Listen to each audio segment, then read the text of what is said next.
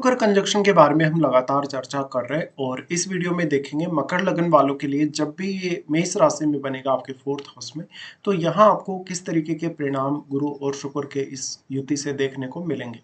यहाँ देखिए, गुरु अपने मित्र के घर में ही स्थित होंगे, जो कि क्योंकि इनके जो डिस्पोजिटर है वो मंगल है, और मंगल होने के साथ ही यहाँ शुक्र भी क्योंकि फिफ्थ लॉर्ड और टेंथ लॉर्ड होकर स्थित होंगे। तो अब ये दोनों ही ग्रह कहीं ना कहीं आपकी डोमेस्टिक लाइफ और आपके प्रोफेशनल लाइफ पे बहुत बड़ा इम्पैक्ट डालेंगे। गुरु यहाँ पे आपके थर्ड लॉर्ड होने के साथ साथ आपके ट्वेल्थ लॉर्ड भी। तो इस कंजक्शन की भूमिका कहीं ना कहीं आपका अगर फॉरेन से कोई कनेक्शन बनता है तो उसमें भी बहुत अहम होगी। मेनली अगर देखा जाए तो गुरु की जहां तक हम बात करें, गुरु आध्यात्मिक जीवन को दर्शाते हैं, साथ ही साथ संतान पक्ष के भी कारक है। इसके अलावा गुरु और शुक्र दोनों का ही रोल आपके वैवाहिक जीवन के लिए भी बहुत ही इंपॉर्टेंट कहा जा सकता है। गुरु इसके अलावा आपके लिए लक के कारक होने के साथ साथ आप में बहुत अच्छे पॉजिटिव गुण डेवलप करते हैं। जीवन के प्रति आप में बहुत ज़्यादा सकारात्मकता देते हैं। साथ ही दोनों ही ग्रह जो हैं वो अत्यंत शुभ ग्रह की श्रेणी में आते हैं। तो मोस्टली जब शुभ स्थान पे इन दोनों का कंजक्शन बनेगा तो ऐसे जातकों को पारिवारिक सुख भी उतना ही ज़्यादा मिलेगा और भौतिक सुख भी। साथ ही साथ आपका शुरुआत से जो जन्म के बाद से लालन पालन हुआ है वो काफ़ी अच्छी परिस्थितियों में हुआ है। साथ ही साथ आपका जो पारिवारिक माहौल रहेगा, अंत तक आपको काफ़ी सपोर्ट मिलता रहेगा। यहाँ पे शुक्र को अगर देखा जाए तो शुक्र आपके फिफ्थ लॉर्ड और टेंथ लॉर्ड है, इसलिए शुक्र की भूमिका आपके कैरियर रिलेटेड मामलों में ज़्यादा इंपॉर्टेंट हो जाती है गुरु की तुलना में। बट गुरु का महत्व भी यहाँ उतना कम नहीं है। गुरु आपके चार्ट में ट्वेल्थ लॉर्ड होने के केस में हो सकता है कि आपको प्रोफेशन की वजह से कहीं ना कहीं फॉरेन सेटल होना पड़े, या आपको लगातार कुछ लंबी दूरी की यात्राएं, कुछ अदर स्टेट की यात्राएं करनी पड़े। साथ ही गुरु यहाँ थर्ड लॉर्ड है। थर्ड लॉर्ड होने के केस में आप अपने जो फोर्थ हाउस रिलेटेड कार्य हैं उनमें बहुत ज़्यादा अच्छी भूमिका देखेंगे गुरु की। अब आपको ये देखना होगा कि गुरु या शुक्र में से कोई भी ग्रह रेट्रोग्रेड है या नहीं। जो भी ग्रह यहाँ रेट्रोग्रेड होगा उसका प्रभाव उतना ही कम हो जाएगा। साथ ही उस पर्टिकुलर ग्रह से रिलेटेड भावों के लिए भी आपको ज़्यादा मेहनत करनी होगी। फिर यहाँ सबसे बड़ा रोल आ जाता है मंगल का भी, क्योंकि मंगल इन दोनों के ही डिस्पोजिटर है, और साथ में इनके साथ कोई भी अगर प्लैनेट स्थित है आपके फोर्थ हाउस में तो उस ग्रह को जरूर देखेगा, क्योंकि वो ग्रह यहाँ पे आपके फोर्थ हाउस रिलेटेड कार्यों पर तो प्रभाव डालेगा ही डालेगा। वो इन ग्रहों को प्रभावित भी बहुत ज्यादा करेगा। जैसे अगर यहाँ कोई फायरी प्लैनेट बैठता है तो उस केस में गुरु को ज्यादा फायदा होगा, और क्योंकि जो फायरी प्लैनेट होगा वो यहाँ फायरी साइन में ही होगा, इसलिए। लेकिन यहाँ अगर शुक्र के साथ कोई भी प्लेनेट बैठता है जो कि शुक्र का मित्र ग्रह होगा तो जरूरी नहीं है कि यहाँ पे वो उतना ज्यादा बेटर रिजल्ट दे पाए। इसके साथ साथ यहाँ पे अगर राहु या केतु का संबंध बनता हो गुरु या शुक्र से, तो उससे आपका मैरिड लाइफ और आपका ओवरऑल भौतिक सुख बहुत ज्यादा इम्पेक्ट होगा।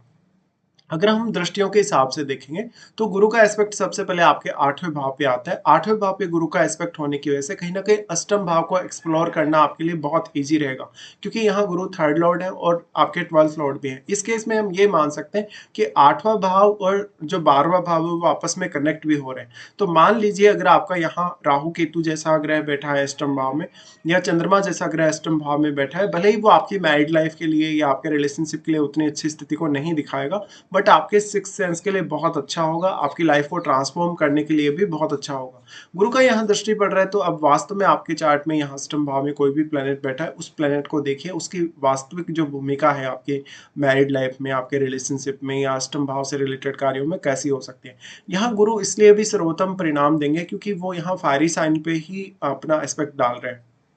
इसके साथ साथ आपको देखना होगा सूर्य को भी, क्योंकि सूर्य आठवें घर के स्वामी, अगर सूर्य का संबंध यहाँ बनता है गुरु और शुक्र से तो ये आपके लिए बहुत ही ज्यादा पॉजिटिव होगा।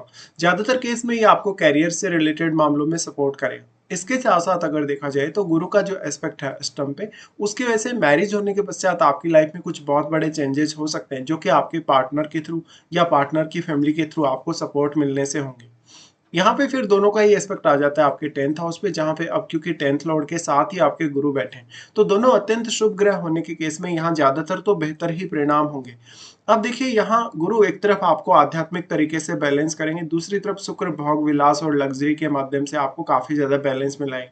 तो ऐसा जातक हमेशा भौतिक जीवन में प्रोग्रेस के साथ साथ एक आध्यात्मिक प्रगति भी अपने जीवन में अवश्य ही देखेगा। इसके साथ ही अब आपकी क्रिएटिविटी, आपके इमेजिनेशन और आपका जो एक मानसिक तौर पे जो आपकी स्ट्रॉन्ग स्थिति है उसका बहुत ही इंपॉर्टेंट रोल होगा आपके कैरियर रिलेटेड मामलों में, और कैरियर से रिलेटेड आपका जो नेम फेम होगा वो भी काफी अच्छा होगा। इसके साथ साथ ये भी दिखता है कि आपका पारिवारिक जो पृष्ठभूमि रही है, शुरुआत से आपका जैसा जीवन रहा, उसका आपकी मेंटलिटी और आपके प्रोफेशन पे बहुत गहरा असर पड़ सकता है। गुरु शुक्र का यहाँ दृष्टि होने की वजह से ऐसा जो जातक होगा वास्तव में अपनी रियल क्वालिटीज का या रियल टैलेंट का इस्तेमाल अपने कैरियर के लिए कर पाएगा। उसके बाद गुरु का एस्पेक्ट आ जाता है 12th हाउस पे। 12th हाउस पे गुरु का एस्पेक्ट आएगा तो ये आपके सिक्स सेंस को मजबूत करेगा। आपको कोई ना कोई प्रकार की देवीय सहायता मिल रही है, अगर आप कहीं भी कोई प्रॉब्लम में फंसे ऐसा आपको फील होगा।